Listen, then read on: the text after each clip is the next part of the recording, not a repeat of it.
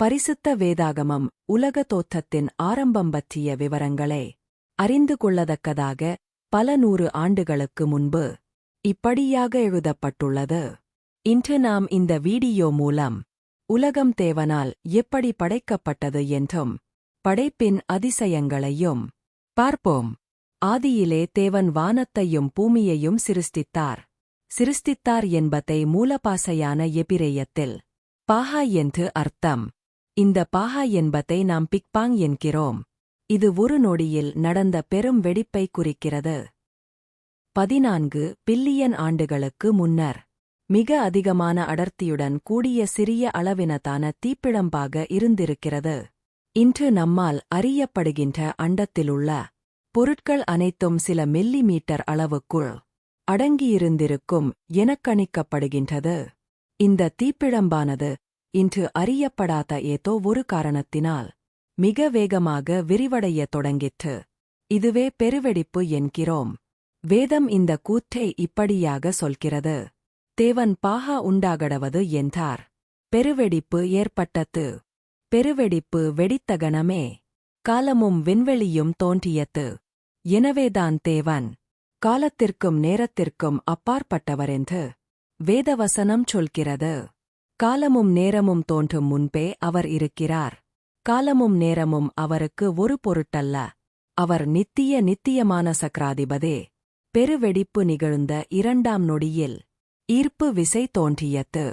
அதன் பின்னர் 30 கோடி ஆண்டுகளுக்கு பிறகு விண்மீன்களும் விண்மீன் பேரடைகளும் உருவாகின. இவ்வாறு பல லட்சம் விண்மீன் கூட்டம் பால்வெளியில் உள்ளது. இதைத்தான் தாவீது தனது சங்கீதத்தில் இவ்விதமாக சொல்லுகிறார். கர்த்தாவே, மனுஷனை நீர் கவனிக்கிறதற்கும் மனுபுத்திரனை நீர் எண்ணுகிறதற்கும் அவன் எம்மாத்திரம்? ஆனால் தேவனோ மனிதன் பார்க்க முடியாத உயரத்திலிருந்தாலும் அவர் நான் உன்னை என் உள்ளங்கையில் வரைந்து வைத்திருக்கிறேன் என்றார். இப்படி தேவன் முதலில் வானங்களை படைத்தார். பின்பு பூமி உண்டாவதாக என்றார். நாம் வாழும் பூமி இருக்கும் சூரிய குடும்பம் உண்டானது. உலக அறிவியல் அறிஞர்கள் இந்த பிக்பாங் என்னும் பெருவெடிப்பு நிகழ்வுக்கு முன்பு என்ன நடந்தது என்பதை அறிய முடியவில்லை.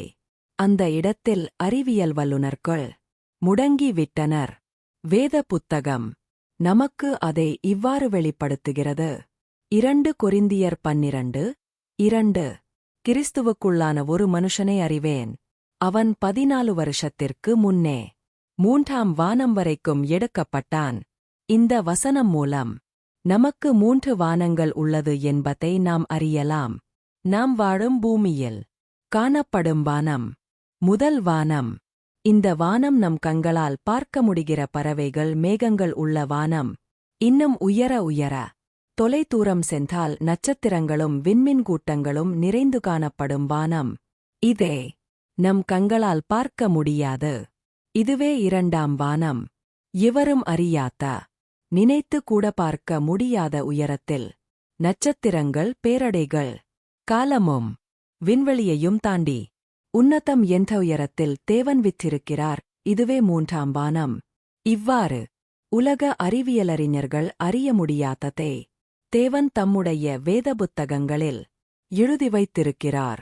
இதை எவரும் படிக்கலாம். ஆமென்.